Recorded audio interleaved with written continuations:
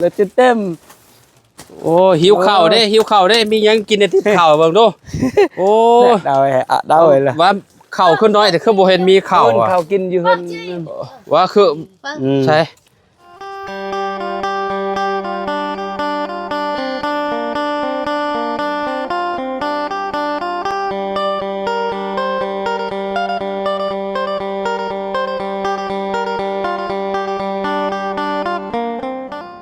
พี่น้อยเนาะเปิดภาพมา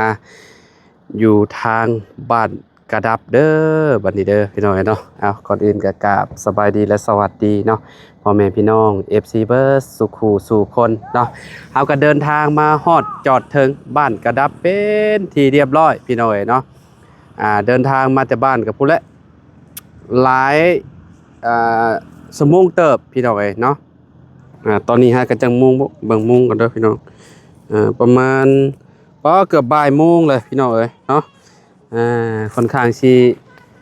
ฮ้อนพอสมควรพี่น้องเอ้ยเนาะมื้อนี้ก็ได้เนาะเฮาก็มีข่าวดีพี่น้องเอ้ยเนาะมีข่าวดีมาเซอร์ไพรส์ครอบครัวเนาะเฉลยแล้วกันพี่น้องเอ้ยเนาะ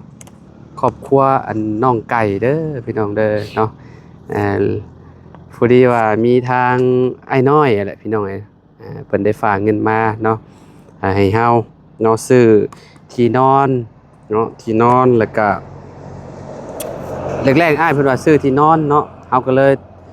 ซื้อมาให้เราครบเลยพี่น้อยเนาะพอดีว่าเราสิขึ้นบ้านใหม่เลยเนาะก็ภายในเดือนนี้แหละพี่น้องเดือนน่ะเบิดเดือนนี้แล้วก็เดือน6ลาวหั่นนะพี่น้อยเนาะพอดีเลย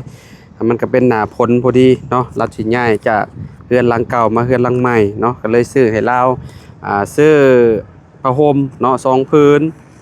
แล้วก็ซื้อมอน3ใบพี่น้องแล้วก็ซื้อมุ้งให้เราพร้อมซื้อสาดให้พร้อมเนาะเอาแบบครบเลยเนาะให้เราใส่ของใหม่ขึ้นบ้านใหม่พอดีเลยซื้อไปเบิดอยู่1,310,000 กีบพี่น้องเนาะแต่ว่าเพิ่นลดให้10,000 กีบเหลือ1,300,000พี่น้องเนาะพอดีว่าทางไอ้น้อยเพิ่นฝากเงินมาให้ทางเบามีเนาะพอน้องไก่แหละเนาะจำนวน$200พี่น้อง$200นี่ก็เป็นเงินกีบก็ประมาณ4ล้านกับ200,000กีบพี่น้องเขาซื้อไปเบิด1,300,000ก็ยังเหลืออยู่2,900,000พี่น้องเนาะเฮาก็สิเอาเงินจำนวนนี้ให้ลาวให้พอน้องไก่เพิ่นเนาะให้เพิ่นเอาไปซื้อสังกะสีมามุงอันนั่นแหละพี่น้องมุงอันเกยเพิ่นหรือว่าหม่องซ่านเพิ่นนั่นแหละเนาะก่อนอื่นก็ขอขอบคุณเด้อทางไอ้น้อยเนาะที่ให้ครับเป็นสะพานบุญให้เนาะก็ขอให้อยู่ดีมีแฮงความเจ็บบ่ให้ได้ความไข้บ่ให้มีปรารถนาสิ่งใดก็ขอให้ได้สิ่งนั้นเด้อเนาะนอนหลับให้ได้เงินหมื่นนอนตื่นให้ได้เงินแสนบ่ว่าอ้ายสิเฮ็ดธุรกิจหยังค้าขายหยังก็ขอให้เจริญในหน้าที่การงานตลอดปีและตลอดไปนะอ้ายเด้อเนาะให้สมหวังเนาะทุกประการเนาะทุกสิ่งทุกอย่างเด้อปีใหม่ฟ้าใหม่ขอให้เจอแต่สิ่งดีๆได้เด้อเนาะบัดนี้เดี๋ยวเฮาเข้าไปหาทางครอบครัวเบาไก่เพิ่นก่อนพี่น้องเนาะบ่ฮู้ว่าอยู่เฮือนหรือบ่เนาะน้องเลี้ยงอยู่เพิ่นอยู่บ่ล่ะอยู่แต่แม่บ่อ๋อให้น้องเลี้ยงเป็นมือกล้องให้เนาะขอบใจหลายๆเด้อน้องเลี้ยงเด้อเนาะแต่เจ้าจะเพิ่มปากเด้อเนาะว่าเป็นของเราเด้อหลาเด้อมาพี่น้องเอ้ยเนาะอ๋อเปิดคลิปอันนี้คือแบบเพิ่นเผาอันนี้เนาะย่านแต่โทรศัพท์เด้งออกแล้วน้องเลี้ยงเอ้ยเนาะอ๋อฮ้อนนาลีมื้อนี้ก็ได้หรือว่าหากระจูดบ่นี่จูดโดนแหละเนาะมันถักฮ้อนเนาะพี่น้องเอ้ยเนาะ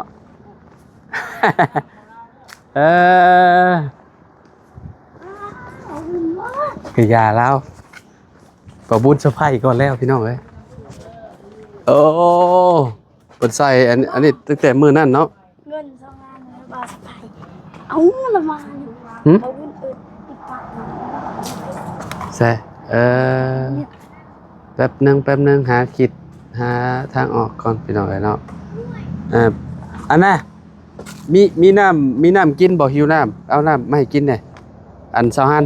สบายดีเด้อสบายดีปะลุงเนี่ยไปอันวานเอาน้ำมาให้กินเด้อหิวน้ำแห้งเนาะหิวน้ำขนาดเลยโอ้ขึ้นไปเทิงเฮือนบ่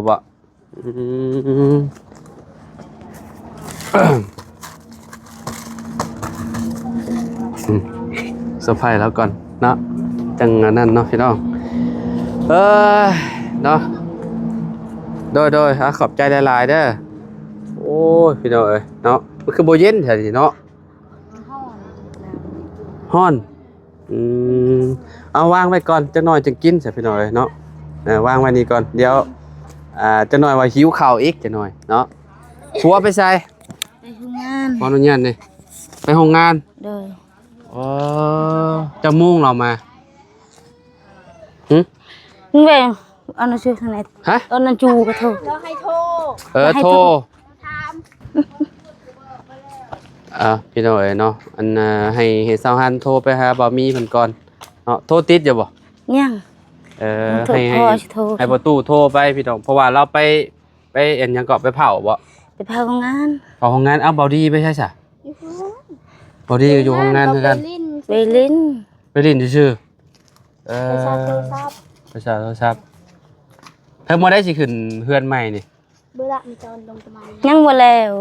ยังบ่แล้วอันนี้ก็เจ้าซานให้แล้วบ่ซะ ยัง ปากกาจาดนี่ได้เลยเครื่องแล้วบ่หรือว่าจังใดไปเบิ่งมาอยู่บ่ บ่ยังบ่เฮ็ด เอ้าเพิ่นยังบ่ได้เฮ็ดบ่ จักไปเฮ็ดยังบ่เฮ็ด อ๋ออ๋อพี่น้องเอ้ยติดบ่ตู้เราหับอยู่บ่ ไม่โทรกลับมาจะจัดมือถือนะคะ เป็น โทรแล้วเขา โทรบ่ติดบ่เรียก ยังบ่ติด โดยบติด ก็ยาจังน้อยจังโทรอีกก็ได้ แปะตะมัน ว่าสมมุติว่าเราไปเผาก็สิมีอันเราสมมุติว่าเราแม่กับไผสิอันนั้นนั่นไผสิ ค่อยอยู่พุ่นนะ เอ เรา อ ไปจับโทรศัพท์ มีบ่รถจักรใช่อยู่นั่นนี่เราขี่รถจักรไปคือกันบ่รถจักรจะมีบ่ เราขี่รถจักรเลย แล้วรถจักรเจ้าอยู่บ่ซะ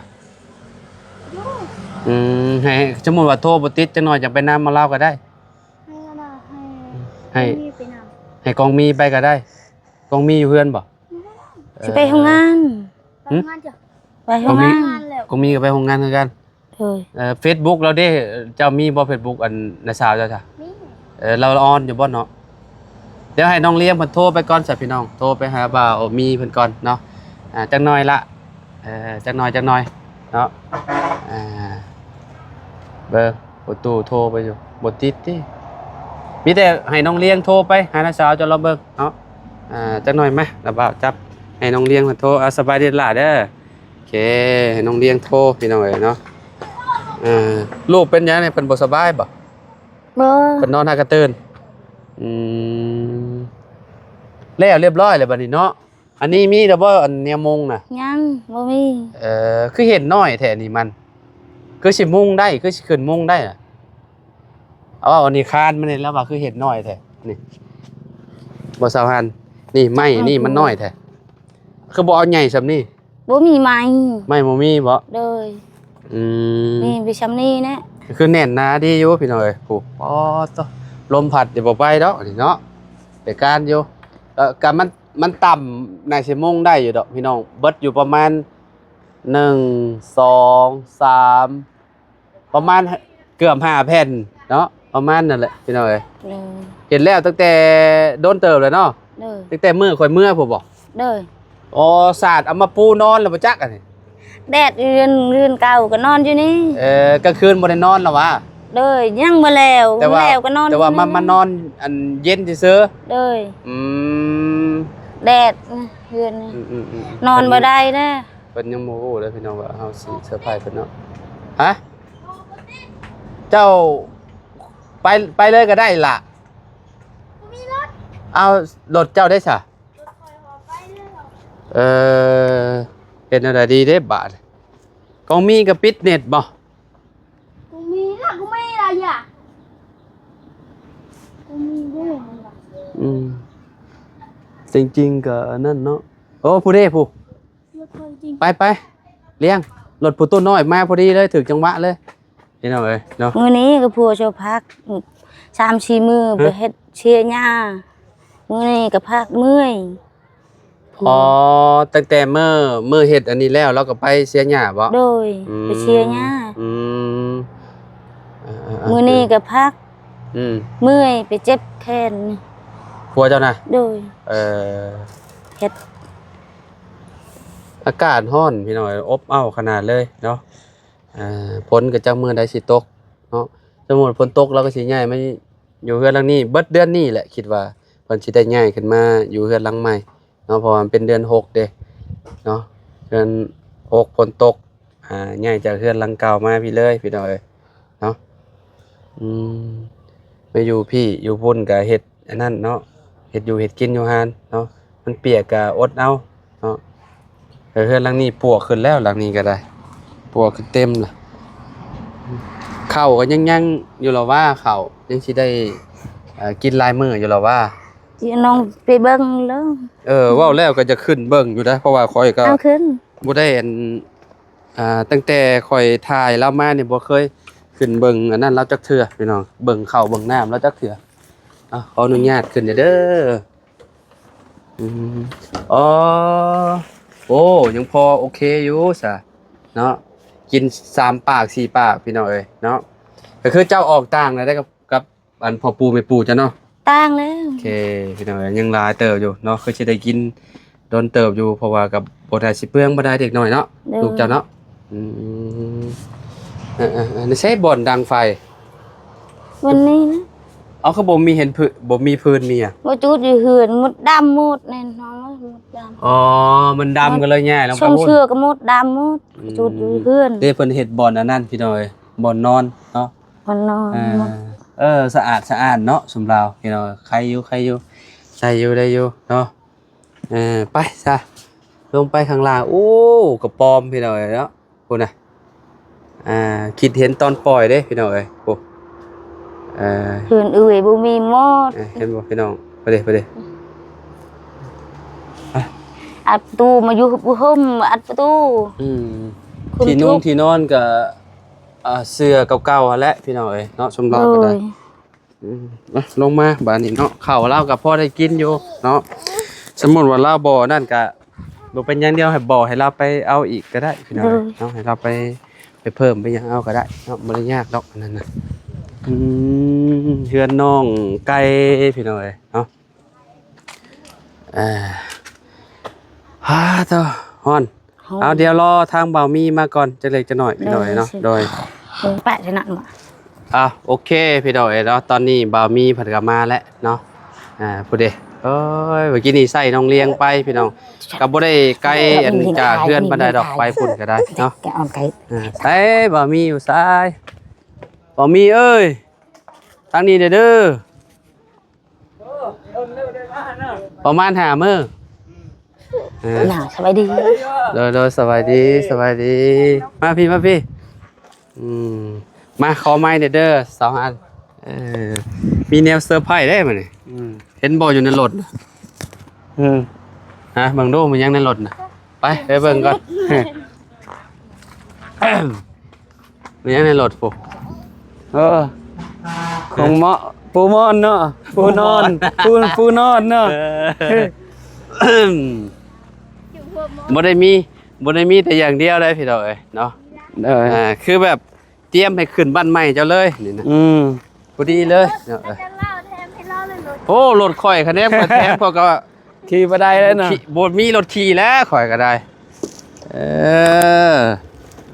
พี่น้องเอ้ยเนาะ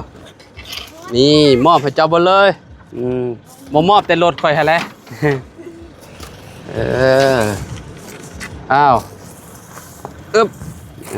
ขอบใจมีอีกนี่จัดเต็มเลยพี่น้องเอ้ยเนาะกับมีหมอนพร้อมมีมุ้งมีหมอนลายเตอะนะมีเสื้อพร้อมนี่ไปพี่น้องเอ้ยต้องค้อนลี่นี่กระเตาลื้อเนาะนี่เนาะพี่น้องเอ้ยดูเต็มเลยหลังหน่อยเราเนี่ยเต็มเลยเฮือนหน่อยเต็มเลยเดินได้ไหมไปเขาขึ้นไหวอยู่ทั้งเฮือนหมดแล้วเฮือนหลังใหม่นี่แหละห่อนมือเลิกงามยามดีเลยกับจังจวดบ้านวางเด้อสังกะสีเต็มเลยจา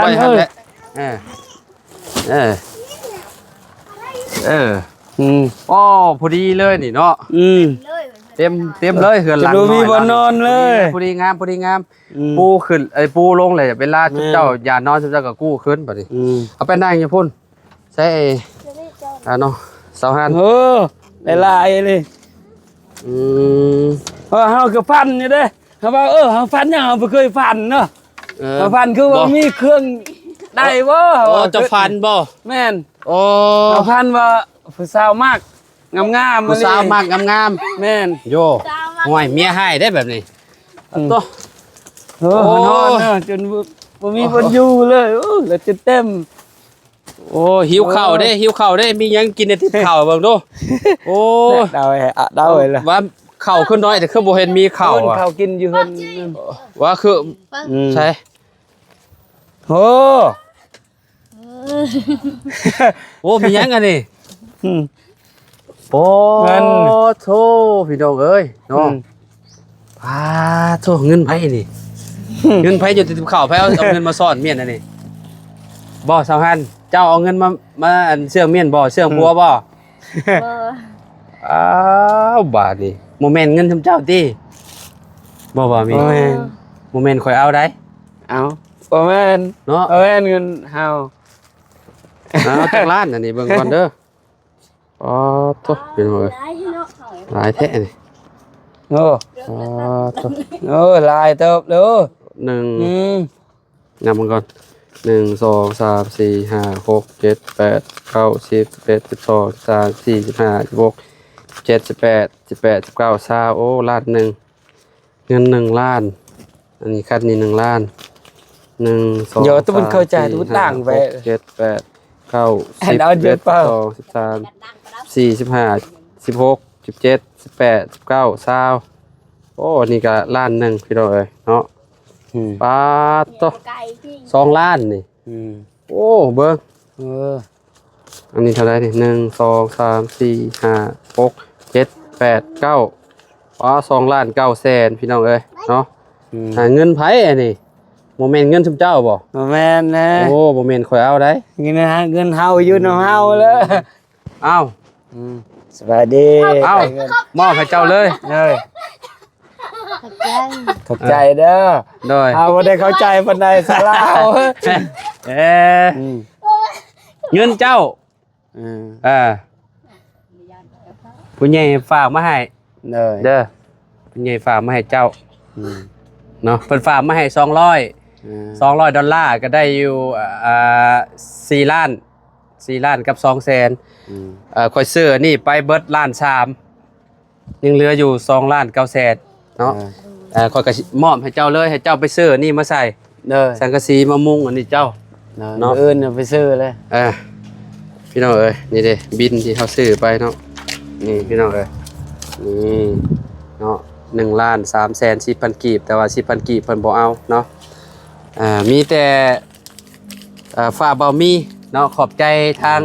ผู้ใหญ่ใจดีเพิ่นเด้อทางไอ้น้อยเพิ่นอยู่ทางต่างประเทศพร้อมด้วยทีมงานเพิ่นนั่นแหละเนาะ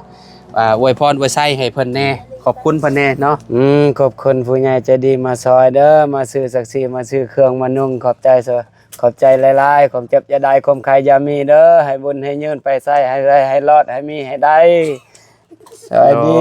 โอ้ยขอบใจเนาะ ขอบใจเด้อ ยังสิสบายดียังบ่ได้จบคลิปจ้ำ ตื่นเต้นบ่ โอ้ตื่นเต้นเล ตื่น ย เต้นแฮงบ่ เคยได้เงิน เคยได้บ่แบบนี้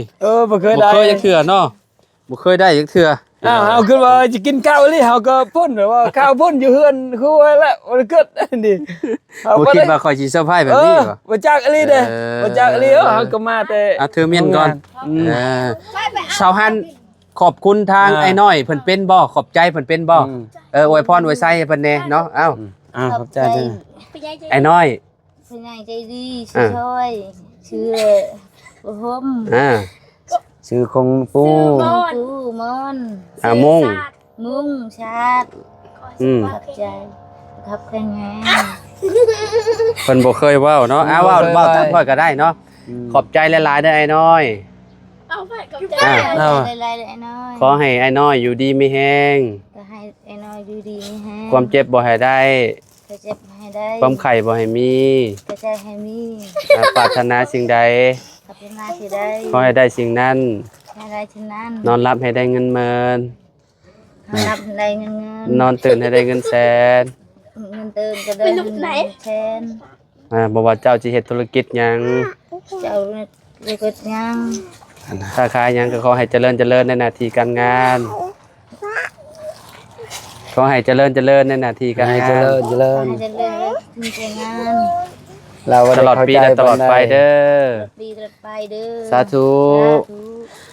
เราเว้าก็บ่อยากเป็นปานใดพี่น้องก็ต้องฮัดเว้าเด้อ ได้กับบุ้ โอ้รีบ ฮั บ่ ด เค เว้าย ฮัดเว้าฮัดจ้าเอาหั่นแหละเนาะอย่าเพิ่มอันนั้นจะอันหัวควันเพิ่นเด้อบ่แม่นแนวแล้วสิหัวควันเพิ่นเด้อน้องเด้อเอาไว้เนาะเอาโอเคนกมือตามเฮาเนาะเดี๋ยวเฮาจะพาเว้าฟังเฮาเว้าซื่อๆก็พอเด้อ เอาจังได๋ก็ขอบคุณเด้อทางไอ้น้อยเนาะที่ฝากเงินมาให้ทางครอบครัวบ่าวมีเพิ่นเนาะ$200เนาะก็ขอให้อ้ายอยู่ดีมีแฮงกบเจ็บบ่ให้ได้ความไข้บ่ให้มีปรารถนาสิ่งใดก็ขอให้ได้สิ่งนั้นเด้อเนาะบ่ว่าอ้ายสิเฮ็ดธุรกิจหยังค้าขายหยังก็ขอให้เจริญในหน้าที่การงานตลอดปีและตลอดไปเนาะช่วยเหลือครอบครัวเพิ่นมาก็โอ้ยถือว่าเป็นบุญกุศลของบ่าวมีกับครอบครัวเพิ่นนั่นแหละเนาะทางอ้ายเพิ่นเบิ่งแล้วก็โอ้ยอีต้นสงสารเราเด้ว่าอยากให้เงินว่าซั่นเนาะทางอ้ายเพิ่นก็ดีใจหลายเนาะบ่มีเนาะ โอ้ดีใจหลายบ่คิดจะได้แล้วเครื่องเต็มอยู่เฮือนเด้อเฮาก็มา เต็มแล้วบัดนี้พี่น้อง จนเต็มจนมีบนนอนเลยเครื่อง เอาห้อยไว้แถวนี้ก็ได้เด้อ เด้อเฮาจะตอกตะปูจะห้อยแถวนี้แหละ เงินก็ เข้าใจ คันว่ามันเหลือจากซื้อนี่เจ้าก็สมมุติว่าข้าวเจ้าบ่มีกินเจ้าก็ซื้อข้าวนำได้แล้วแต่เจ้าเฮาเอาให้เจ้าแล้วนะให้เจ้าบริหารเอาเนาะบริหารเอาเองเงินเหลืออยู่2ล้านเกือบ3ล้านพี่น้องอีก100,000ก็3ล้านพี่น้องเอ้ยเนาะ เบิ้น เอา ขอบคุณเจ้าได้ย้อนเจ้ามาให้เจ้าแล้วนั่นมาให้เครื่องนะบ่เป็นยาผู้ใหญ่ใจดีขอบคุณจันลาวแน่ โดยบ่เป็นหยังไปซะพี่น้องเอ้ยเนาะก็สิขอโตวล่ำลาแล้วเนาะจังได๋ก็ขอขอบคุณ FC ทุกๆคนเนาะที่ติดตามและเป็นกำลังใจให้ทีมงานเฮามาตลอดเด้อขอบคุณหลายๆเด้อพี่น้องเด้อแล้วก็ขอให้ทุกคนอยู่ดีมีแรงให้ร่ำให้รวยบ่ให้ซวยจักเถื่อเด้อฝากกดไลค์กดแชร์เด้อพี่น้องมื้อนี้ก็คือว่าเป็นข่าวดีทางครอบครัวบ่มีกับสาวฮันเพิ่นเนาะฮอดเวลาเพิ่นแหละพี่น้องเอ้ยเนาะเพิ่นก็ได้ครั้งแรกในชีวิตได้พี่น้องได้ที่นอนได้เป็นพวกผ้าห่มหมอนมุ้งพี่น้องเอ้ยเนาะแล้วก็เสื้อแล้วก็สาดเอาเสื้อมาให้ครบเลยขึ้นบ้านใหม่เพิ่นก็บ่ฮู้ว่าสิขึ้นตอนใดแหละพี่น้องเอ้ยเนาะเอาโอเคเอาสำหรับคลิปนี้ไปแล้วเด้อสบายดีเด้อพี่น้องเด้อเนาะ